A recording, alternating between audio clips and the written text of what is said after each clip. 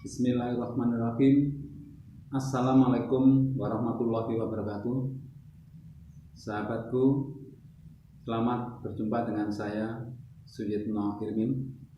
Pada video ini saya akan membahas kiat sukses menghadapi masa pensiun.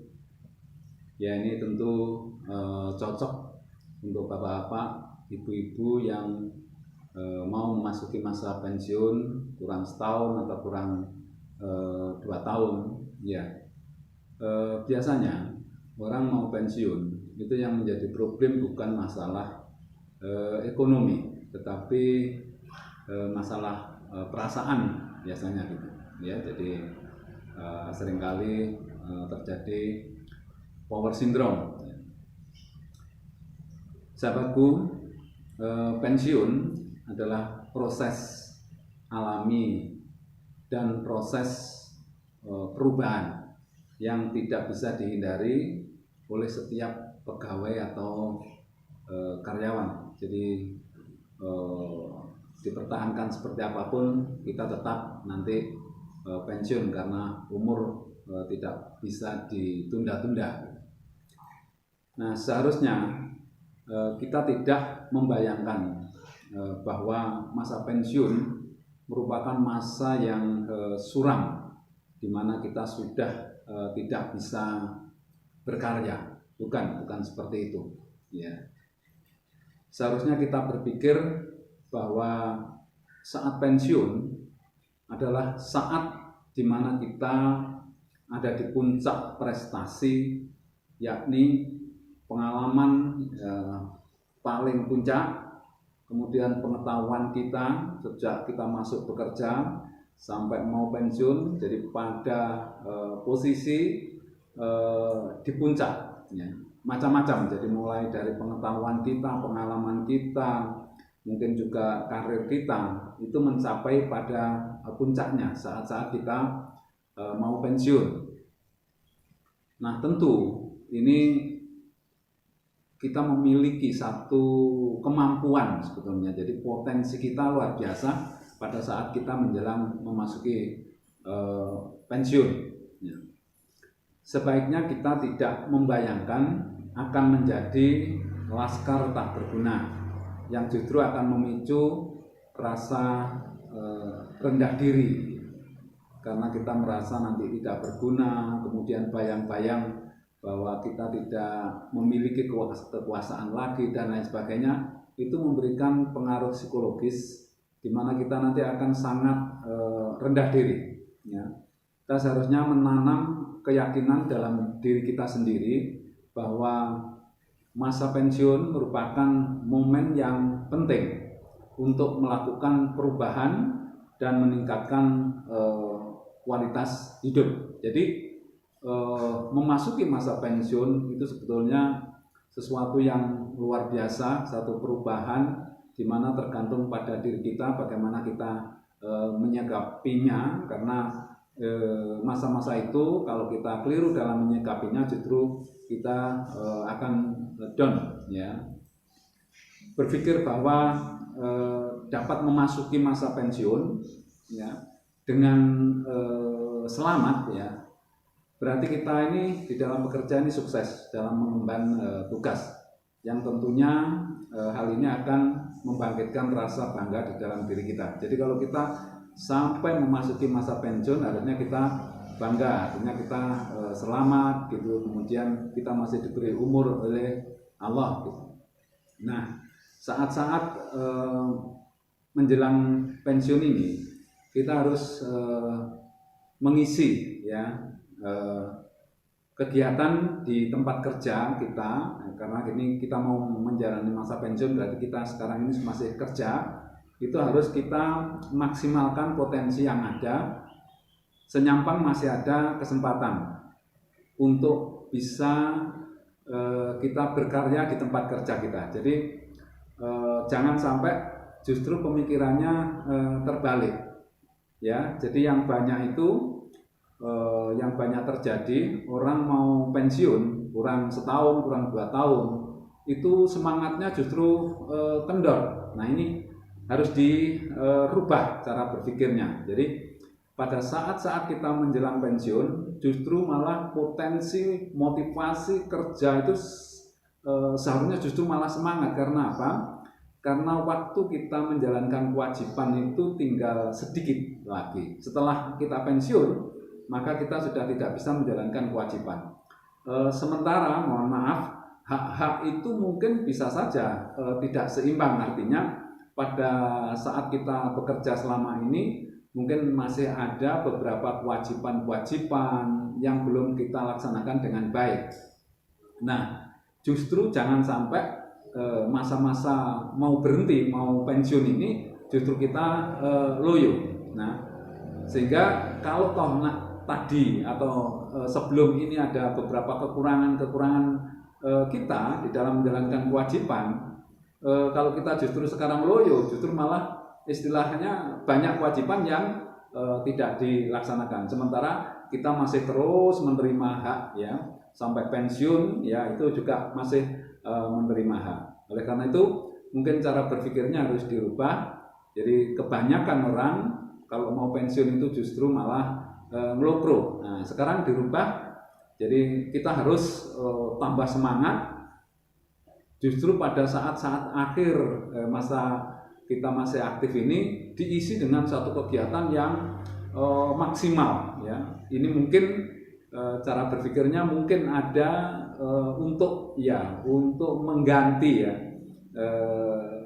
kewajiban-kewajiban yang dulu masih belum terpenuhi gitu ya. Justru sekarang tinggal setahun 2 tahun harus kita maksimalkan supaya kewajiban yang mungkin dulu terlena atau mungkin tidak bisa kita jalani dengan baik bisa ditutup pada saat-saat kita terakhir ini ya.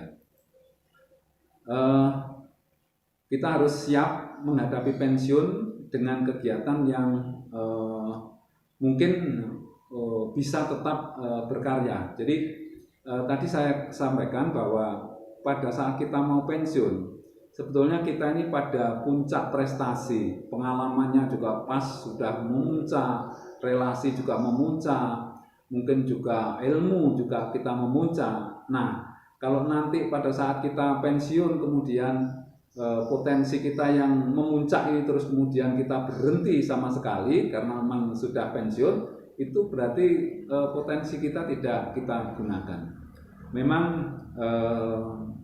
tidak salah sih, bahkan boleh-boleh saja, dan itu kebanyakan cara berpikir kita. Nanti kalau sudah pensiun saya akan berhenti betul bekerja, sudah istirahat, itu juga baik saja. Tetapi yang perlu kita ingat bahwa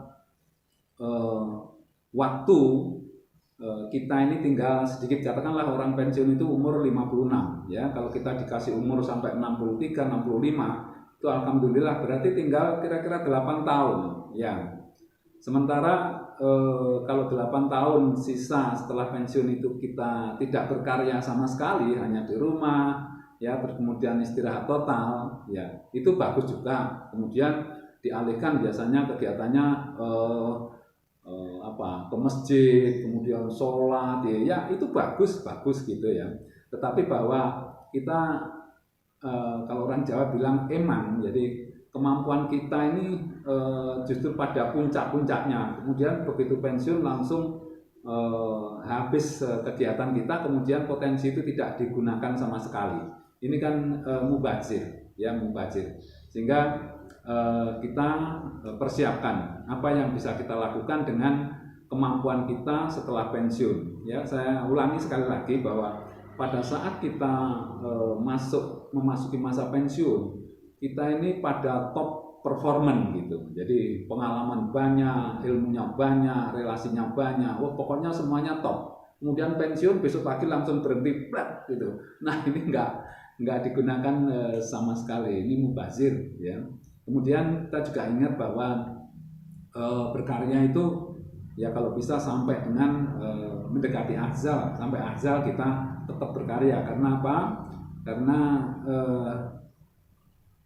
Allah memberikan atau masih memberikan kekuatan kepada kita untuk kita bisa berkarya terus. Jadi kata Allah, tidak aku ciptakan jin dan manusia kecuali untuk beribadah. Nah, beribadah itu artinya tidak hanya sekedar ritual ya, ritual ibadah, tetapi juga sosial. Justru kemampuan kita yang ada di dalam diri kita yang pada top-topnya ini kita gunakan gitu, sisa hidup kita ini untuk bermanfaat bagi orang lain. Ya, kita ini memperbanyak ibadah ritual itu tidak salah dan itu sangat bagus gitu. Tetapi menjadi lupa bahwa kita ini masih diberi kesempatan untuk hidup, diberi kesempatan untuk berbuat sesuatu yang bermanfaat bagi orang lain. Nah, sekali lagi saya garis bawahi bahwa orang yang baik itu seperti apa, itu sampai dengan kita mati, yaitu orang yang tetap bermanfaat bagi orang lain. Nah, usahakan ilmu pengalaman yang kita punya itu kita gunakan untuk kegiatan yang bermanfaat bagi orang lain, ya.